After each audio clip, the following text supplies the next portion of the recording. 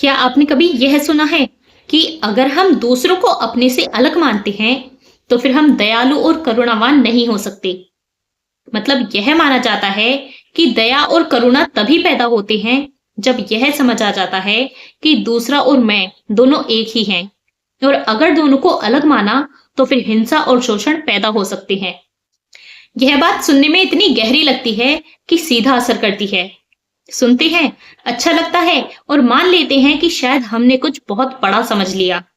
लेकिन हम कभी रुककर यह नहीं देखते कि क्या यह सोच हमें सच में स्पष्टता देती है, या फिर यहीं से ऐसी उलझनें पैदा होती हैं जिसे हम अक्सर समझ ही नहीं पाते। तो इस वीडियो में हम यही समझने की कोशिश करेंगे कि एकत्व के बोध से करुणा पैदा होती है। यह समझ आखिर कहाँ अधूरी रह जाती है। नमस्कार, कंफ्यूजन से क्लैरिटी के लिए आप गुरु के इस वीडियो में आपका स्वागत है।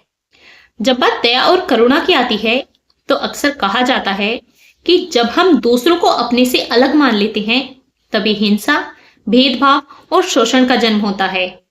लेकिन जब यह समझ आ जाता है कि वह और मैं दोनों एक ही हैं, तब अपने और दूसरे के बीच का यह भेद अपने आप मिटने लगता है और साफ दिखाई देता है कि जो पीड़ा मुझे होती है, तो वही पीड़ा उसे भी होती है। इसी बोध से भीतर एक सहज सवाल उठता है कि जब वह और मैं दोनों एक ही हैं, तो फिर मैं किसी के साथ हिंसा कैसे कर सकता हूं? तब एकत्व के इसी बोध से प्रेम, संवेदनशीलता, करुणा और दया का जन्म होता है। क्योंकि जिसे हम अपना मानते हैं, तो उसे पीड़ा देने या उसका शोषण करने का भाव आता ही नहीं है। इसके विपरीत जिसे हम पराया मानते हैं, तो उसे दुख देना और शोषण करना आसान होता है। इसलिए वह और मैं दोनों एक ही हैं। इस समझ से जब एकत्व का बोध होता है, तब पीड़ा देने, शोषण करने और भेदभाव करने का भाव पूरी तरह समाप्त हो जाता है और समाज अपने आप अधिक मानवीय और संवेदनशील बन जाता है। अब सुनने में तो यह बात बहुत गहरी, सुंदर और आकर्षक लगती है। ऐसा लगता है कि मानो सभी समस्याओं की जड़ यही अलगाव है और समाधान सिर्फ एकत्व का बोध है। लेकिन यही एक बुनियादी सवाल खड़ा होता है कि क्या सचमुच वह और मैं दोनों एक हैं? जैसे एकत्व के बोध से ही प्रेम, करुणा और दया का जन्म होता है, या फिर क्या बिना एकत्व के बोध के संवेदनशील और दयालु होना संभव ही नहीं है? तो चलिए इसे बिल्कुल आसान उदाहरण से समझते हैं। अगर मैं आपसे कहूं कि अगर आप दूसरों को अपने से अलग मानते हैं, तो फिर आप दयालु नहीं हो सकते, तो क्या आप इस बात से सहमत होंगे? सच्चाई आप भी जानते हैं कि आप संवेदनशील और दयालु तब भी हो सकते हैं जब आप दूसरों को खुद से अलग मानते हैं। और इसलिए हो सकते हैं क्योंकि जब कोई व्यक्ति किसी जरूरतमंद की मदद करता है, तो मदद करने वाला यह नहीं सोचता कि वह और मैं दोनों एक हैं, बल्कि यह देखकर करता है कि सामने वाले व्यक्ति को सचमुच मदद की जरूरत है। यही सीधी सी समझ बताती है कि संवेदनशीलता और करुणा केवल एकत्व के बोध पर निर्भर नहीं होती। अब अगर थोड़ी देर के लिए यह मान भी लिया जाए कि प्रेम, दया और करुणा का जन्म केवल वह और मैं दोनों एक हैं, इस एकत्व के बोध से ही होता है, तो इसका सीधा सा अर्थ यह निकलता है कि जहां यह बोध नहीं होता है, तो वहां दया और करुणा होनी ही नहीं चाहिए। लेकिन वास्तविकता इससे बिल्कुल अलग है, क्योंकि यह एक फैक्ट है कि जो लोग दूसरों को अपने से अलग नहीं देखते हैं, तो ऐसे लोग संख्या में बहुत कम होते हैं। लेकिन इसके बावजूद संवेदनशील, करुणावान और दयालु लोग दुनिया भर में बड़ी संख्या में मिल जाते हैं। इससे यह बात बिल्कुल साफ हो जाती है कि संवेदनशीलता, दयालुता और करुणा अनिवार्य रूप से एकत्व के बोध से पैदा नहीं होती, बल्कि इस सामान्य मानवीय समझ से पैदा होती है कि सामने वाला व्यक्ति भी आपके जैसा ही है।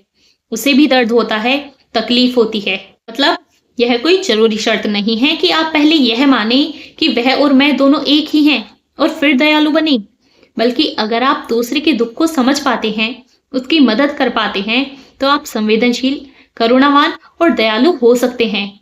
फिर भले ही आप उसे अपने से अलग ही क्यों ना मानते हो। पर जब यह माना जाता है कि हिंसा, भेदभाव और शोषण केवल दूसरे को अपने से अलग देखने से होता है, तो तब वास्तविक कारण को अनदेखा कर दिया जाता है।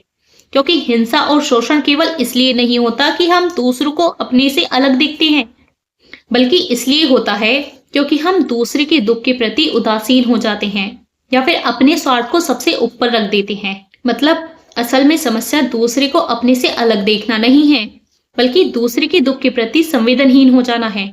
इसलिए अगर कोई यह समझता है कि वह और मैं दोनों एक हैं, केवल इसी एकत्व के बोध से ही दया और करुणा पैदा होती है, तो यह सिर्फ अधूरी समझ से निकला एक अधूरा निष्कर्ष है। अब हो सकता है कि यहाँ आप यह कहें कि अपने दुख के जैसे ही दूसरे के दुख को समझना ही तो एकत्व का बोध है। तो देखिए, यहाँ एक बुनियादी अंतर समझना जरूरी है। दो लोगों का एक होना और दो लोगों का एक जैसा होना, ये दोनों अलग अलग बातें हैं। एक होने का मतलब है कि दोनों सच में ही एक हैं, जबकि एक जैसा होने का मतलब है कि दोनों अलग अलग होते हुए भी समान स्वभाव के हो सकते हैं और समान अनुभव कर सकते हैं। इसलिए दुख का अनुभव दोनों को एक नहीं बना देता, बल्कि वह सिर्फ यह दिखाता है कि दोनों का स्वभाव एक जैसा है। पर जो लोग यह नहीं समझ पाते, तो वे एक जैसे होने को ही एक होना समझ लेते हैं, और यही इस अधूरी समझ की जड़ है। अब यह आपका विवेक है कि आप करुणा को एकत्व से जोड़ते हैं या फिर यह मानते हैं कि अलग होते हुए भी दया और करुणा संभव है।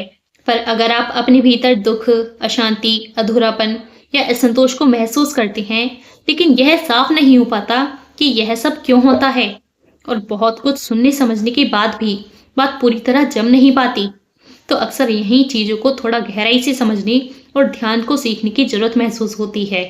साथ ही यह देखना भी जरूरी हो जाता है कि शांति, आनंद, संतुष्टि और पूर्णता को लेकर हमारी समझ कहाँ अधूरी रह जाती है।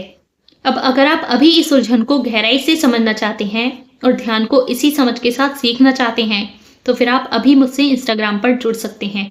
वैसे मैं यहाँ स्पष्ट कर दूं कि मेरा उद्देश्य किसी व्यक्ति, समुदाय या विचारधारा का अपमान या निंदा करना बिल्कुल नहीं है, बल्कि मेरा उद्देश्य केवल विचारों और मान्यताओं का विवेकपूर्ण विश्लेषण करना है, ताकि आप अपनी कंफ्यूजन से बाहर निकलकर क्लैरिटी पा सकें। अब अगर इस वीडियो ने आपको कोई नई समझ दी हो तो कमेंट में जरूर बताइए।